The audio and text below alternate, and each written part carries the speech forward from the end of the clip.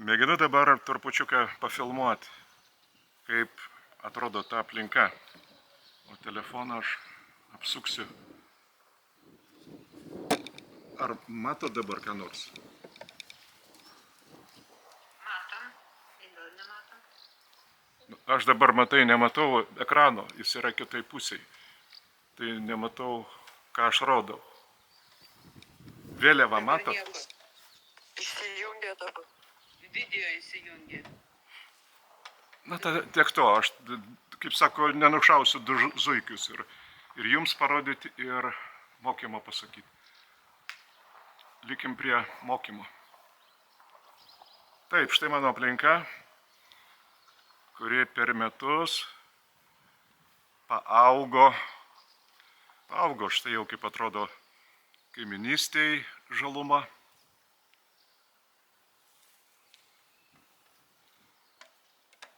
Štai vėliavą jau reikėjo keisti.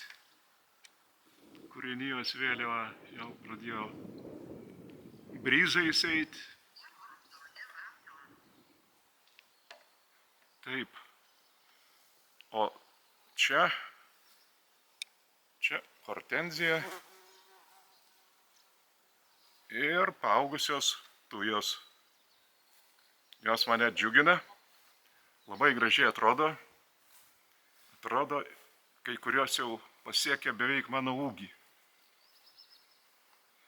Kai kurios yra mažytės, bet jos yra puošnios. Labai reikės genėti viršūnės. Štai vat, sumažintos arba netiek išaugusios. Čia mėtos, kurios išlindo iš kaimynės daržo ir, žodžiu, jos subujojo. Labai turiu mėtų arbatos savos, bet kada ji yra sava, tai ir negeriu. Na, nėra tokio noro gerti mėtų arbatą. Čia violetas iš žaslių su linu atvežtos gražios gėlės. Kadangi daugiametės, tai nereikia kasmet vėl persotinti, bet labai išaugusios aukštai. Tik dabar lietus taip lyjo, vėjas išguldė. Viena net parvirtusi visiškai. Štai puola amarai stipriai labai visus vaismedžius. Čia yra trešnė. Reikia genėti jau. Čia yra auksis, obelis auksis. Taip, o čia yra irgi užpulta amarų slyva. Pomidorai šiais metais labai menkučiai, agurkai visi išgelto. Nežinau, šaknis pradėjo pūti. Žodžiu, tiesioginė prasme derliaus nebus. Tai va, žodžiu, dabar parodžiau, kaip atrodo. Va, ginuosi nuo kregždžių, ten viršuje yra juostos, tiesiog įžulios kregždės, apsiginti neįmanoma. Bet jos dabar pasirinko kitus namus, kažkur, bet tik ne mūsų kvartale.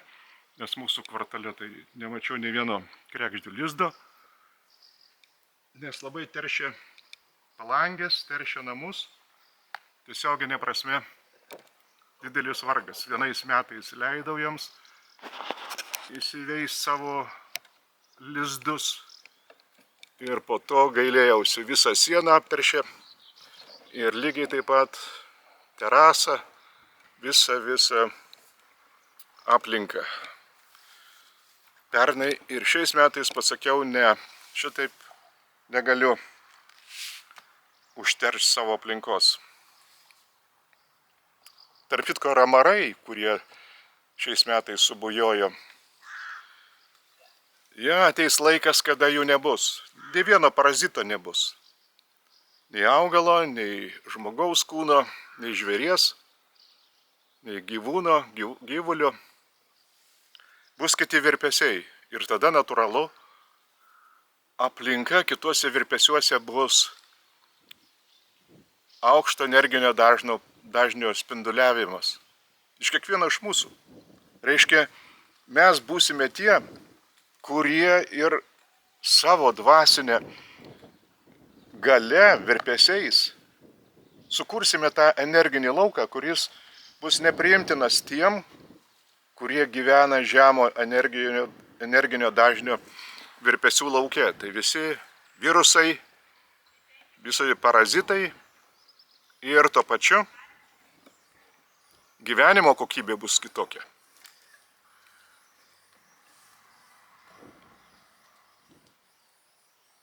Dabar aš noriu jums iš Urantijos knygos analizuoti vieną epizodą, kuris paprastai, kada skaitai, atrodo, kad yra iš tikrųjų stebuklas. Iš kitos pusės jis labai greitai užsikloja kitos informacijos gausa ir nelieka to epizodo prasmės. O jis svarbus. Tai yra transfiguracijos epizodas. Jūs prisimenat, kada Jėzus išėjo ant Hermono kalno, jis norėjo pasiimti visus apaštalus, kad parodytų, ką jie prieš 6 dienas išpažino Petro lūpomis, kai paklausė Jėzus. Ką žmonės sako, kas aš esu aš? Tai vieni apaštalai sako, kad tu esi ypatingas žmogus, žmonės kalba. Kiti sako, kad tu esi įsikūnijęs čia Mozė. Dar kiti šneka, kad tai esi įsikūnijęs Elijas, pranašas Elijas. O tada Kristus klausė, o ką jūs manot, kas aš esu?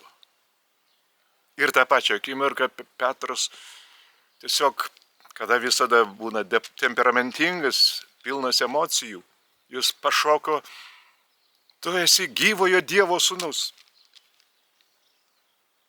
Ir visi apaštalai atsistojo, tuo pačiu pritardami Jėzaus išsakytai minčiai.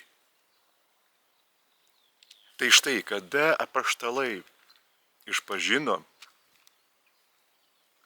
kad jis yra gyvojo Dievo sūnus,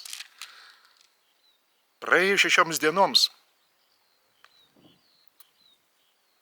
turėjo įvykti dar vienas epizodas, patvirtinantis Jėzaus milžinišką dvasinę galią.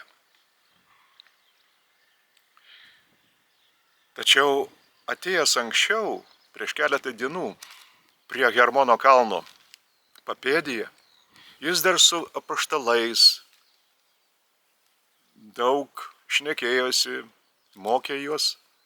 Jis norėjo visiems apaštalams parodyti tą epizodą, koks turėjo būti patvirtinimas to gyvojo Dievo sūnaus šlovės.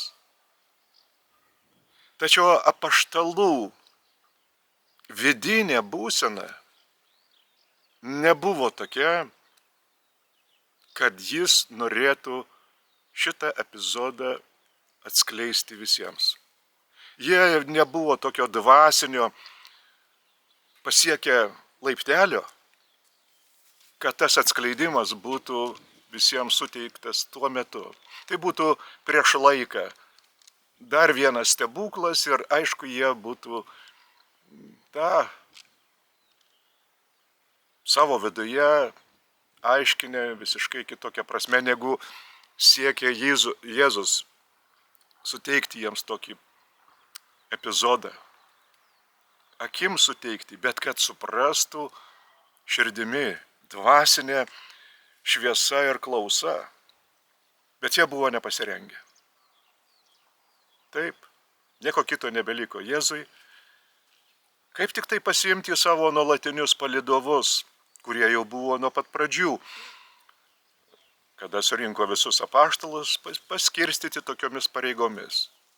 Andriejus vadovavo tiems apaštalams, o Andriejaus brolis Petras, iš tikrųjų tai Simonas, bet Petras šitą pravardę gavo iš Jėzaus lūpų. Tai Petras, Jokūbas ir Jonas buvo 3 tie apaštalai, kurie visur lydėdavo Jėzų, kada jis iškeliaudavo kur nors į vienatvę, kad pabendrautų su tėvu. Štai tada jis ir paėmė šitos 3, kaip visada, išeidamas į kalnus. Ir jis nusprendė jiems parodyti tą epizodą transfiguracijos. Bet tai nereiškia, kad šitie 3 apaštalai, Petras, Jokūbas ir Jonas, buvo nors kiek pažengę dvasinė prasme į priekį už kitus apaštalus daugiau. Ne. Jie taip pat nebuvo pribrendę tokiam epizodui. Tačiau jie visada lydėdavo Jėzų ir jis tada pasiėmė juos. Tai štai, kada jie jau pasiekė Jėzaus tą numatytą vietą, jisai paliko apaštalus ir tarė jiems, kad aš einu dabar pabendrauti su tėvu, aš turiu ir kitų dar reikalų, o jūs čia likę, melskitės, kad būtų įvykdyta tėvo valia iki galo. Jėzus išėjo maždaug apie 3 valandą po pietų. Ilgai jis bendravo su Gabrieliumi ir tėvu Melkizedeku. Tėvas Melkizedekas tai yra pirmasis sukurtas vietinėje visatoje Melkizedekas. Dėl to jis turi tokį titulą tėvas Melkizedekas. Bet aš linkęs nevadinti Melkizedeko tėvu, nes tėvas yra vienas. Visai kūrinijai. Dėl to galbūt tai yra visatos pirminis Melkizedekas arba visatos vadovas Melkizedekas. Kad nebūtų painiojama. Tai vienas tėvas, tai antras tėvas, tai trečias tėvas, nes vis atsiranda tų tėvų, kur kiekvienoje visatoje ir pavadinami taip. O juk tėvas ir motina yra tie vieninteliai rojaus trejybės aš esu, šaltiniai ir centrai ir visuminė dievybė aš esu. Tai derėtų tada turėti vieną tą nepainiojantį įvardyjimą, kol mes prieisim tos akimirkos, kada šaltinius ir vadinsime šaltiniais ir centrais. Tai štai Jėzus po 3 valandų, apie 6 valandą sugrįžo prie paliktų 3 apaštalų. Jau pradėjau jau nerimauti, kad taip ilgai nėra Jėzus. Tai Jėzus nusistebėjo, kodėl jūs pergyvenat? Juk ašgi jums pasakiau, einu pasirūpinti tėvo reikalais. Ir jūs neturite turėti jokios baimės, juk jūs esate tie pasirinktieji mano apaštalai. Mesgi vykdom tėvo valią. Petras tada paklausė, o kiek mes čia dar būsime?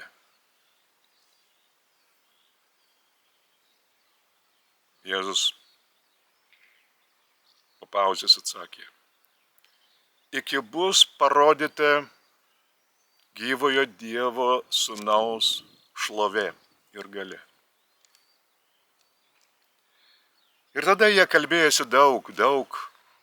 Jėzus pasakojo apie Liuciferio maištą. Ir visiškai netoli šitos vietos, ant Hermono kalno,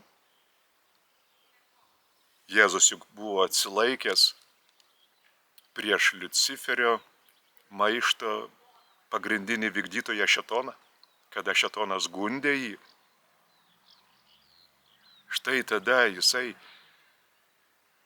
pašventė save, kad viską suteikdamas kiekvienam pagundą pripildytam pasiūlymui tėvo aukščiausią valią. Tebūnie tėvo valia. Ir štai dabar jisai nori parodyti tą transfiguracijos epizodą šitiems apaštalams, kad būtų paliudyta jo šlovė, galia, kaip gyvojo Dievo sūnaus. Jų bendravimas užtruko iki tamsos, kadangi apaštalai buvo pavargę, jau sutemus jie užmigo. Jėzus pradėjo bendravimą su Gabrieliumi ir tėvu Melkizedeku, pirminiu vietinės visatos Melkizedeku. Ir tuo metu apaštalai per miegus išgirdo traškesį. Traškesį, kada jie atsimerkė, jie pamatė 3 švytinčias figūras nakties tamsoje. Tai ir buvo prieš tai Jėzaus paprašyta, ir fiziniai kontrolieriai padarė tokius energinius transformavimus, kad Gabrielio, pirminio Melkizedeko ir Jėzaus sudvasintos, bet materialios figūros buvo matomos ir materialiam apaštalų žvilgsniui. Jie girdėjo nesuprantamą kalbą. Jie nesuprato tos kalbos, bet iš tam tikrų kažkokių judesių Petras nusprendė, kad tai gali būti Mozė ir Elijas, pranašas Elijas, kad Jėzus su jais bendravo.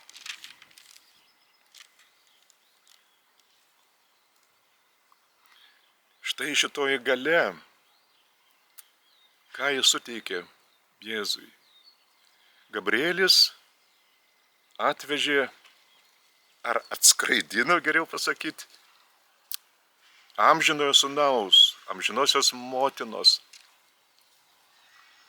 patvirtinimą, kadangi amžinojo motina taip pat suteikė, kaip rojaus trejybės antrasis asmuo, dvasinį įgaliojimą vykdyti savęs padovanojimo misiją šitame pasaulyje sūnui kūrėjui, įsikūnijusiam materialiu pavidalu, suteikė patvirtinimą, kad šita misija visiškai užbaigta, pasiekusi pilnatvė. Pirminis vietinės visatos Melkizedekas atgabeno patvirtinimą begalinės dvasios pritarimo, kad jo taip pat intelektuali pasiekimo pusė, Jėzaus intelektuali pasiekimo pusė taip pat pasiekė pilnatvę, visišką pilnatvę. Ir šita žinia buvo perduota dukrai kūrėjai, Nebadonijai. Ir štai tas atstovas Nebadonijos, pirminis Nebadono Melkizedekas, ir atgabeno šitą patvirtinimą iš begalinės dvasios, begalinės motinos. Ir kada buvo tai išsakyta, Jėzus neišgirdo jokio patvirtinimo iš tėvo, kad jo taip pat valia yra įgyvendinta iki pilnatvės. Šito savęs padovanojimo metu. Išskyrus vienintelį epizodą, kada apaštalams buvo parodyta dar prieš tai mano pasakota dienos metu, tas reiškia epizodas, kada išėjo Jėzus pasirūpinti ir kitais tėvo reikalais, ir kada jis kalbėjosi su Gabrieliumi ir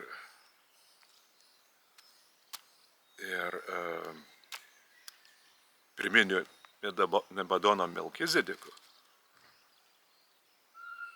Tai po to buvo pasirodęs sidabrinis debesis. Ir ten buvo tas personalizuotas Jėzaus minties derintojas, kuris pareiškė, kad klausykite šito manojo sūnaus, juo aš esu patenkintas. Štai toks įvertinimas ir paliepimas apaštalams klausyti šito sūnaus. Ir dėl to Jėzus nusprendė, kad jisai leis rutuliotis natūraliems įvykiams jo gyvenimo metu iki pat galo. Kad jis galėtų šitą tėvo valią įgyvendinti iki pilnatvės. Štai tas epizodas, ką jis liudija? Jis liudija, kad ir rojaus trejybė, trys šaltiniai ir centrai, jie veikia absoliučioje dvasinėje vienovėje. Bet jie turi ir tam tikrą autonomiškumą. Rūpinasi dvasinė grandinė. Amžinoji motina, amžinasis sūnus, proto grandinė, begalinė motina, begalinė dvasia, asmenybės grandinė, tėvas, visuotinis tėvas. Ir štai du išreiškė tą pritarimą, kad misija įgyvendinta iki pilnatvės. Tėvas susilaikė nuo tokio įvertinimo. Jis dar numatė, kad jo sūnus kūrėjas žemiškuoju pavidalu liktų šitame pasaulyje toliau, demonstruodamas tėvo valios vykdymą žmonijai. Reiškia, absoliučioje dvasinėje vienovėje ir rojaus trejybės trys šaltiniai ir centrai gali turėti tam tikrų niuansų, kurie gali išskirti tam tikrus priimamus sprendimus, kurie turi prioritetą vienokio ar kitokio metu, vienokioje ar kitokioje planetoje ar visatoje. Bet jokių būdų nereiškia, kad tam nėra visiško pritarimo ir kitų dviejų šaltinių ir centrų. Tai taip pat nereiškia, kad kiti tarsi nežinotų tokio pirmojo šaltinio ir centro sprendimo. Nežinotų iki galo. Kadangi absoliuti dvasinė vienovė yra tik tai jų tarpusavyje. Kol kas neegzistuoja kūrinijoje ne vienos absoliučios dvasios.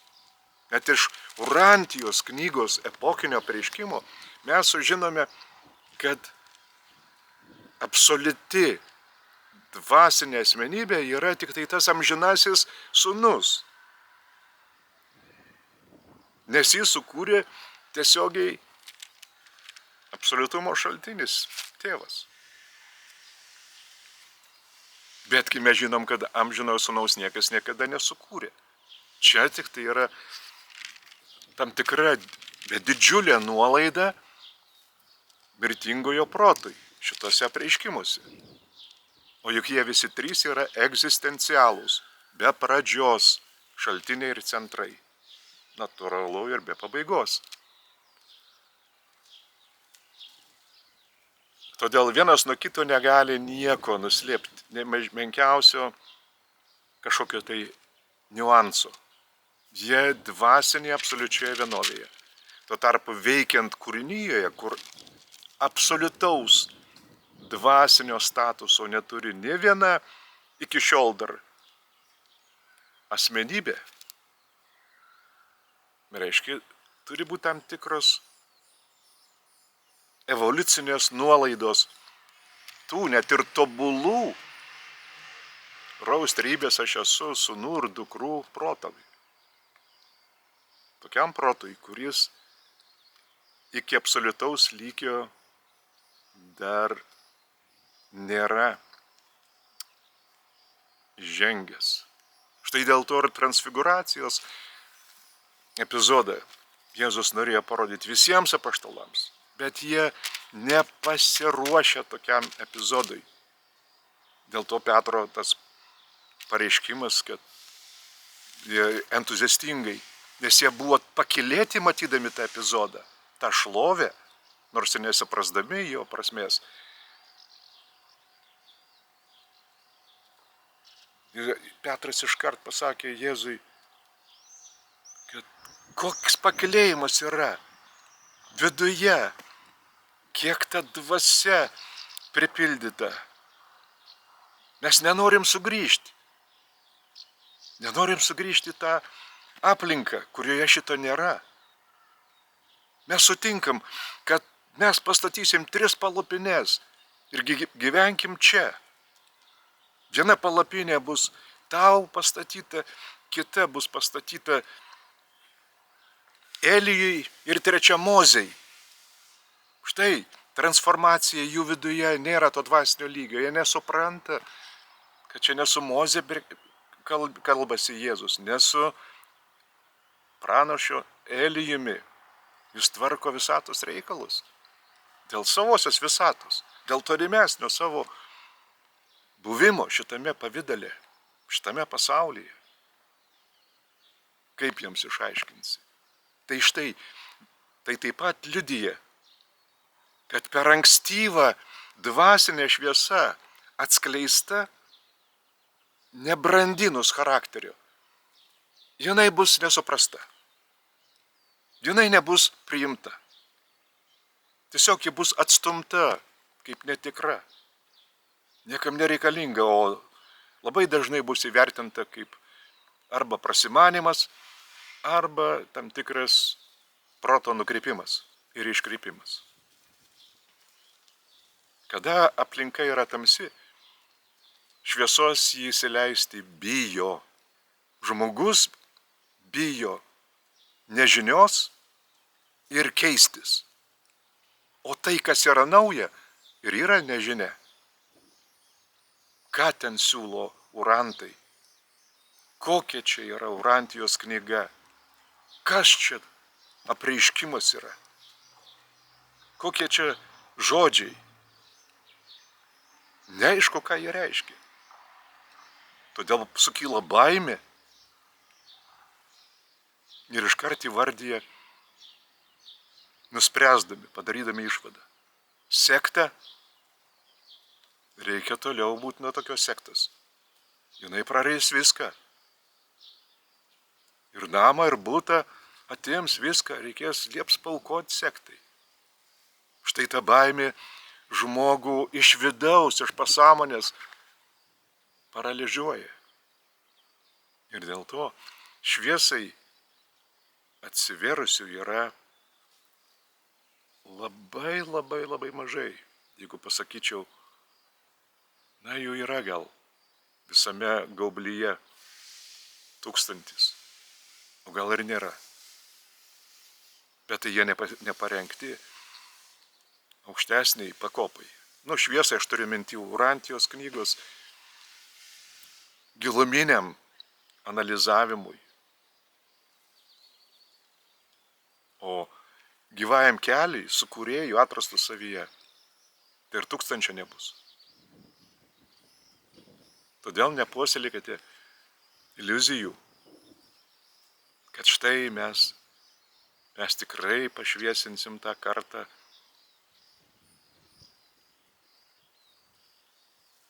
Jūs galite tik tai save pašviesinti ir nieko daugiau. Šviesinkit save, nes visa, ką jūs galite padaryti, kitų kartų labui. Patys būti aktyvesni gyvajame kelyje savojų gyvenimu, savaisiais dvasiniais mokymais, kuriuos galėtume paskaityti forume. Jūs galite išsilieti, kiek širdis geidžia. Išreikškit tą, nelaikykit savyje. Tai pastangos. Jėzus, kada atskleidė ir apaštalams, kad taip, jisai yra Dievo, gyvojo Dievo sūnus, atėjęs čia parodyti, kokia turi būti tėvo valia, koks yra tėvas, parodyti mirtingajam. Jis pasakė, kad šitas kelias yra sunkus, ėjimas į amžinybę, sunkus, nelengvas. Jis šito nesakė, kad lengvas, sunkus. Todėl dalinkite savimi forume.